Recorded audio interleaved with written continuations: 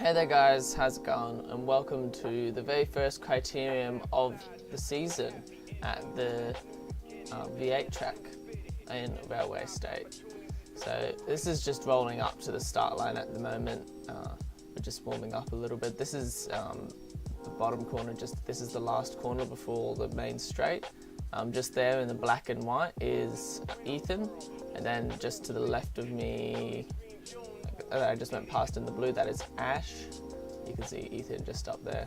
We're just rolling up to the start line right now. Just getting ready, just getting prepared.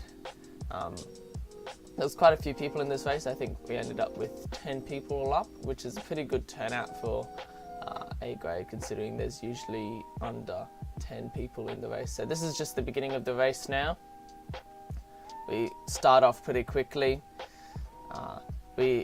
I took it easy at the beginning because last Criterium I went way too hard at the beginning, so I just sat back a little bit and I just let it all happen in front of me because I knew I had a few riders to sit behind just to start off with there. So we pretty much straight away on the pace, we're hitting it straight away. As you can see, we're weaving. There's a bit of weaving already going on, just trying to get everything organised. So just now the group is starting to split up, coming out of this bottom corner here, just because everyone has like kind of a different line coming out of there. So the group's starting to split up a little bit, just because the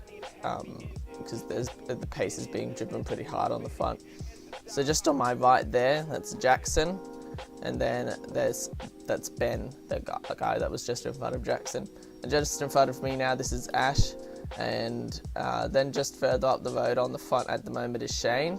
That's the reason why the group's splitting up a bit. You can see him looking up, just seeing looking behind, just seeing what damage he's done. And the pace is significantly picked up now.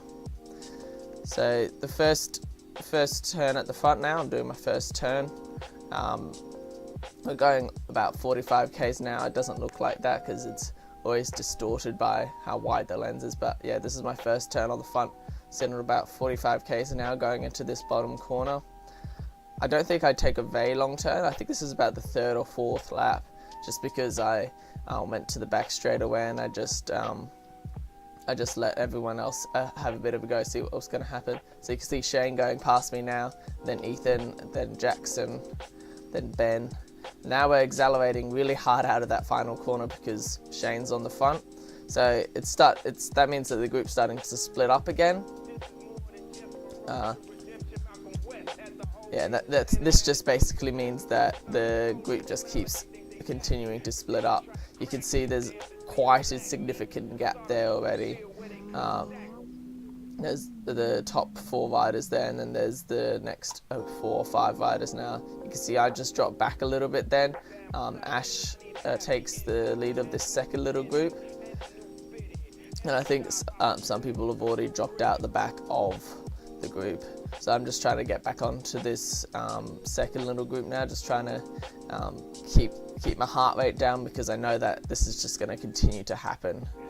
There's continually going to be accelerations out of this bottom corner. Again, you can see accelerating pretty hard. Now I've been dropped off the back pretty badly now, so and then Shane pulls off the front, so the group slows down pretty suddenly then, because no one really wants to be going that fast that early on, because I think we're only about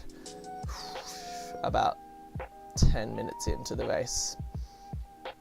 So then again we start accelerating out of the bottom corner, just because it's really easy to get a bit of a break at that bottom corner, because it's so incredibly sharp going into there that, look, then Ben in front of me blows up, so I'm the one that actually has to bridge the gap across.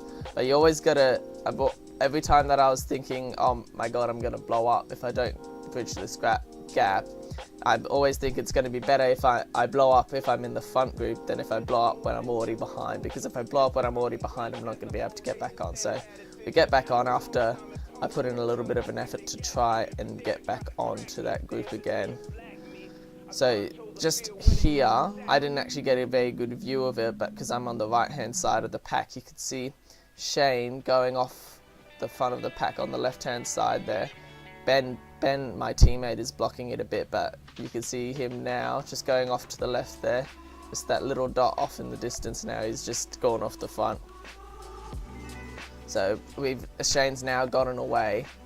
So we now have a rider to chase. We have a reason to be hunting him down. He could probably stay away by himself for the rest of the race if he wanted to. But we just really had to try and chase him down now. So Ash is taking a turn at the front, and then Ethan goes for the attack. He's trying to bridge across. You can see Ben is trying to go across with him as well. We're just trying to maintain that gap really, because so long as we just maintain that gap, someone is going to be able to jump across to him. But obviously Ben and I were trying to set it up so one of us could go across there and possibly bridge across with Shane and work with Shane for a bit, and Ethan's come back pretty quickly because obviously we've pulled that back because we don't want two people off the front then. So I go around the right hand side of Ben here. I'm attempting to bridge the gap a bit. You can see Shane's pulled a bit of a bigger gap now. We're just trying to maintain that constant gap just so that he doesn't get too far away, because once you get about 20 seconds away on this course, you're not going to pull it back, because if you're maintaining almost the same speed, you can usually corner a lot better than those in the pack when you're solo on this circuit, because this bottom corner down here underneath the bridge, that's such a sharp corner. So I was off the front, and Ethan sat in behind me and then just goes around me, and he's attacked for my wheel, so he's just trying to go off the front again. He actually built a pretty significant gap, like almost straight away. He just accelerated so hard away from the group. I'm basically back with the group now, but I believe Ethan does actually bridge across here, so I'm just trying to accelerate out of this bottom corner really hard. You can see how sharp that corner was just there. Yeah, then I'm just waiting up because I know that the group is just in behind me now. So I'm back in the group again, and we've just caught Ethan after a bit of an effort put in by this guy just in the blue here on the left. He had a pretty good turn there just to catch him then. So Ben's on the front now. So everyone's we're just trying to catch Shane now. He's actually pretty close.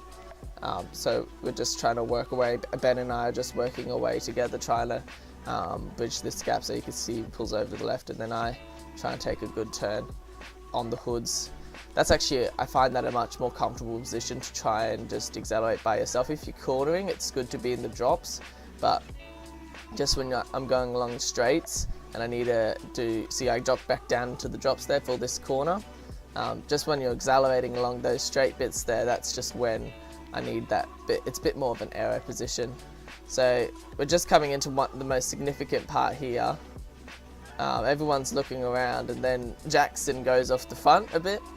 And I let this guy in front of me just take it, because I know that he's still got quite a bit of energy left. So I'm letting him just try and go and bridge the gap to Jackson. So this actually sets up really well the move that I make at the end, towards the end of this. Probably about 10 minutes, with about 10 minutes remaining, I make a pretty significant move. So I decide that I'll go bridge across to Jackson. And I think Ash comes in behind me as well. Or maybe this is Ash. No, this is Jackson. So I bridge across to Jackson, sit on him for about 2 seconds, and then go just straight around him again. So then we got trying to still, Shane is still up the road there. You can just see him up the road further. So and then I've written in my notes, yeah. In a second, Ash is going to attack, and everyone's trying to just bridge across to Shane because they can see how close he's actually getting. They can see that he's actually, if you are going fast enough, if you're rested enough, you could probably easily bridge across to Shane now. Everyone takes a bit of a weird line through that top corner there, the hairpin kind of one. I go to the right here, just of Jackson, and I'm just we're just still trying to, oh, there we go, there's Ash attacking. He goes off the front. I just didn't have anything to go with him because I only just rolled around to the front. And I think he knew that as well. So I accelerated out of this bottom corner just to try and catch on to him. Don't think I catch him again until the main straight round the other side. And by then it doesn't have much left, so we don't have much of an opportunity to actually bridge across to Shane. It would have been a very interesting race if Ash and I both managed to bridge across to Shane. But unfortunately that didn't happen. So I'm in behind Ash now as we come onto the main straight again. And I think he says to me something like, oh, I have nothing, can you go? So just caught Ash now, and there we go, I go around him now. It's closing down now, obviously, with the amount of tacks that are going.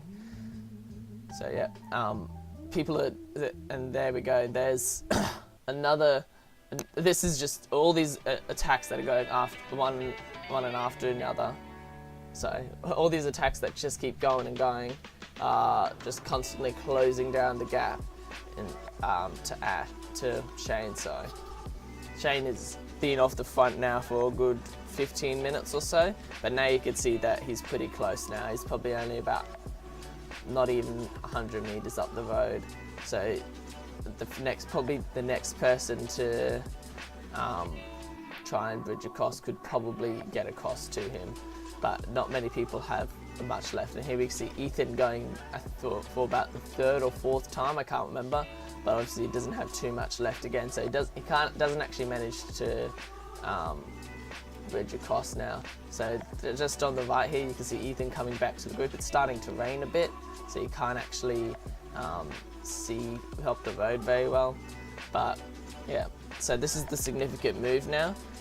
Ben is on the front, and you can see Shane literally just up the road now, and no one has much left now. So and we come around to this corner, and Ben goes off to the left, and no one has anything. So I thought, right, whatever, I'll just go for it. So I tapped to bridge across to Shane. I was just putting everything to try and get across there, because I knew that if I could get onto Shane, then him and I could probably work together for a while and just stay away from the group. So yeah, this is bridging across. It didn't take too long. It only took about half a kilometre or so. You can see he's just looking behind, just waiting for me to grab on. And then I'm on. And then after I grab onto him, I speed it up now.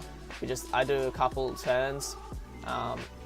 We just go round and round. It doesn't look like I do many turns actually, because I've sped it up. Look there's one turn, and I go back again, and then I think I do like 2 or 3 other turns, just because I was so exhausted by that point. Yeah, look, there's another turn. Oh, I did at least 2 turns. I thought I did a lot. I thought I only did like 1. Look there, 3 turns. And then by the end of it, I was just exhausted. And then Shane outsprints me.